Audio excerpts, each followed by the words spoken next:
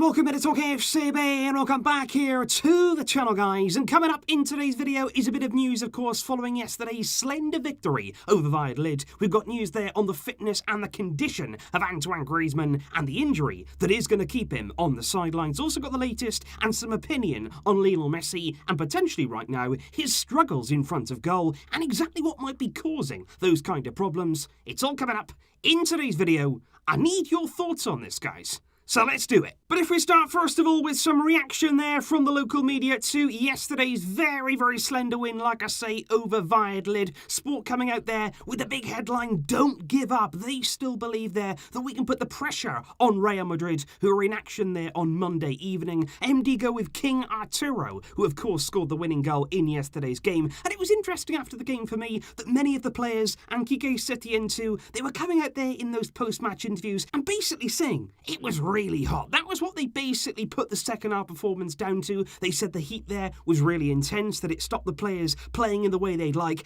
And I just think that's not really an excuse. It wasn't just hot out there for one side. Of course we know that we've got aging players. Of course we know these games are coming in such quick succession. But it is kind of the same for all teams. And we've also seen Barcelona play many, many late kickoffs when it's not as hot as some of the other teams that have to deal with this. And I just think you can't really be blaming the heat. I think right now we're unable to sustain the right level that we need for the entire 90 minutes. But that's not to do with heat. That's to do here with creating an aging squad of players. That's on the management. That's on the board at Barcelona. Nothing to do with the weather. And I think it was really illustrated, to be honest, exactly how tired the Barcelona team are right now, given the fact that actually they're not going to be back in training until Tuesday of next week. That means here that on Sunday it's a rest day, and also on Monday they're back-to-back rest days for this team, who I think right now are basically at their maximum. They played a lot of games, as everybody has. Like I say, it is the same for all teams, but this aging team hasn't really been able to cope with the quantity of matches in that short space of time, and they're clearly tired, and we are clearly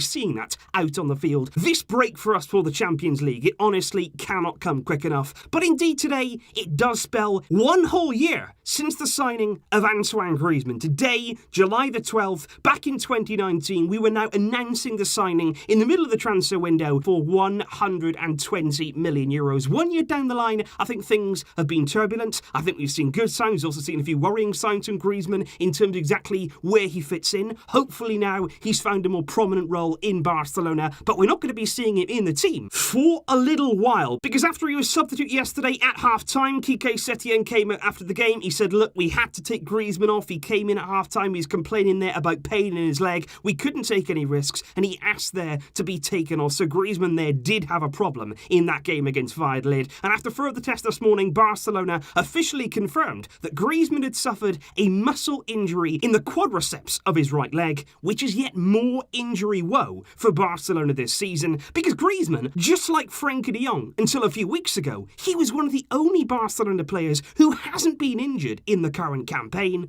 But sadly, that injury-free run from Greizman, it's now come to an end, and reports in Barca say that Greizman is definitely going to miss our next two games, our final two La Liga games, both of which, of course, come next week against Osasuna and then against Alaves in the final game. But of course, aside from that, the big question is he going to be back for the vital game against Napoli in the Champions League? That is the question. At the beginning of August there, it's less than 1 month away. Is Greizman going to be back? Right now, again, the reports say that Barcelona are hopeful. They believe that if his recovery goes on track, he is going to be okay just about for that Napoli game. But ultimately, the way he recovers, the way his body heals over the next few weeks, that's going to be crucial. We need him against Napoli, the man who scored, let's remember, our crucial away goal in that tie. Let's wait and see. But if we do indeed move on to Lionel Messi now, because there have been quite a few questions, both in the media and also as well from the fan base surrounding Lionel Messi and right now his form, and not just his form overall, but in particular there in front of goal. In terms of goal scoring, we haven't really seen Messi registering the kind of incredible numbers that we usually would,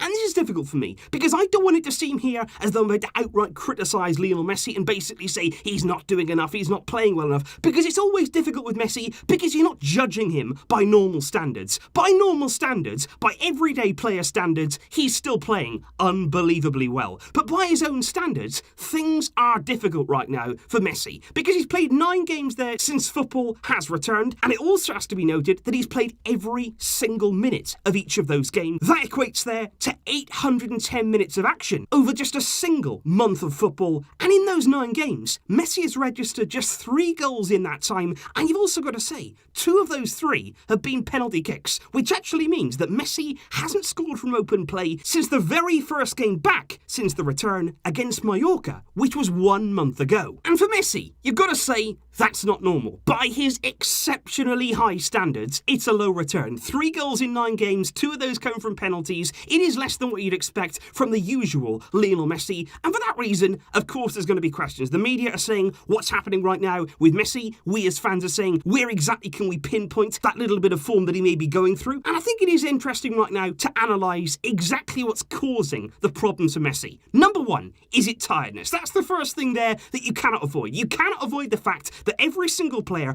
over the age of, say, 30, 31, Messi's 33, remember, they are going to be tired during this period. And we just said, Messi has played every single minute of all the games since we've come back. Setien admitted yesterday that he was thinking about taking him off. He was considering resting Messi in yesterday's game. But we all know as well, does Messi want to come off? Does Messi want to be rested? Because usually, and he has done right throughout his career, I don't think he's ever going to change. He hates it. He hates not being out there on the field. He's a serial winner. He wants to perform. He wants to score every single game because he is that way. And he's somebody who's always wanted to be out there, even when he's been carrying injuries. Messi at times has even played through physical problems, and that's why it's difficult. Because now, at the age of 33, his body's not the same. It's not going to be the same, and it's not going to recover in the same way that it used to do. And even Messi is going to struggle to come to terms with that because you want to stay at that same level, but it's literally not possible. And with the frequency of the games that we've seen recently over the past few weeks, I think you cannot deny that tiredness will be playing a part, not just for Messi, but for every single player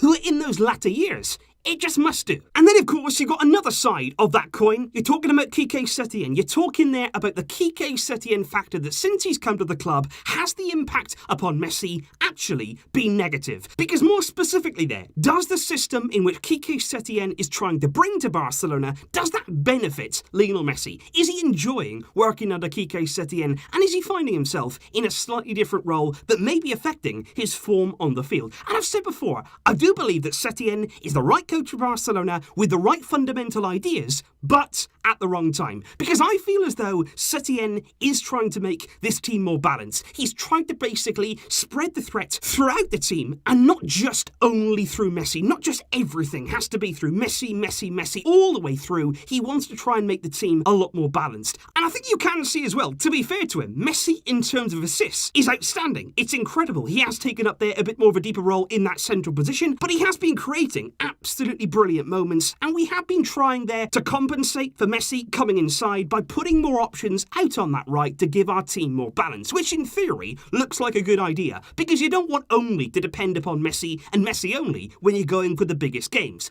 But as we saw under Valverde, Messi is somebody who could basically win you games on his own. Literally on his own at times. If you play every single thing through Messi, game in, game out, more often than not, you will win. You will win, and Messi will be able to get those goal returns. And that's the dilemma. That's the dilemma right now for any coach coming into Barcelona. How do you get the best out of the team in terms of balancing it in the right way, but also get the best out of the best player, which is Messi? How do you put those two together without having over-dependence on him, without putting everything through him, without making you predictable? How do you put those two together and find the balance? It is tough. It's not easy. And I think right now, we haven't quite got that balance right. But I think my conclusion on this would basically be there a combination of everything combined. Because I think right now, if you look at the stats alone, 22 goals in La Liga, 20 assists as well to go with that. He's the only player ever, and I mean ever, to record those numbers in a La Liga season. And by normal standards, like I say, that is incredible. That is unbelievable numbers. But as we've said before, Messi is judged by different standards, by astronomical standards that sometimes will go even even beyond numbers, even beyond stats. You want to go out there and watch Messi and take everything in out there on the field. And I think before the break even, before we had this enforced break from football, we did see Messi not feeling good, not playing at his best. I don't think he was good physically, and I don't think he was good mentally either. And I think upon the return, he did start in a brighter way. But again, the quickness of the games, the quantity of the games, it has caught up with him. Once again, his age has come into play. And also, let's not forget,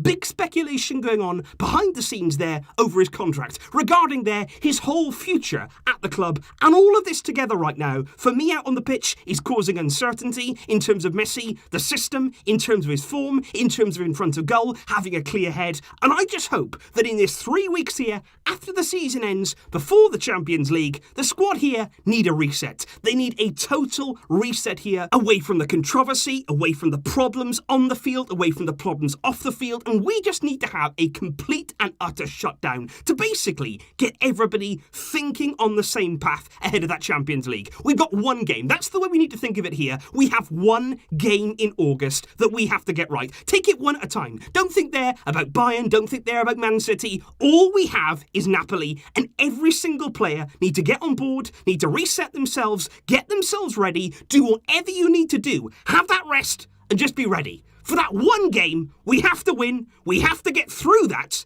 That's Napoli, and that is a season-defining game. So that right now, guys, is the latest on Barcelona. What's your thoughts there on that Antoine Greizman injury that we'll be keeping out for a number of weeks? But like I say, really hoping he is going to be back for that Napoli game. And what's your thoughts there on Messi? Where would you pinpoint the problem? What can we do to help him right now? What can we do to help the team? Let me know all of those thoughts. It's going to be interesting in the comments down below. And of course, plenty more to come from me. The season ain't done yet. I'll see you soon, guys. But until next time, as always, Visca El Barça.